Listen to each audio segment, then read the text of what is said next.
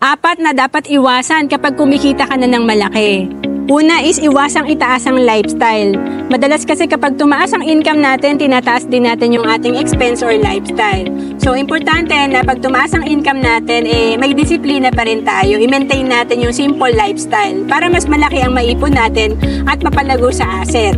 Pangalawa, iwasang hindi makapag-ipon at makapag-invest. Marami kasing nakakapag-abroad naman or professional, malaki kinikita, pero kung walang disiplina, hindi pa rin makakapag-ipon. Kasi kahit 3,000 per month ang naiipon mo at natuto kang mag-invest in 20 years, meron kang projected fund na 3 million. And pangatlo, iwasang sumugal sa malakihang kita. Ito yung gusto kasi natin pag nag-invest tayo, mabilisan at malaki ang kita. Pero ito pala yung nagiging dahilan kaya tayo nai-scam. And pang-apat, iwasang umasa sa single income.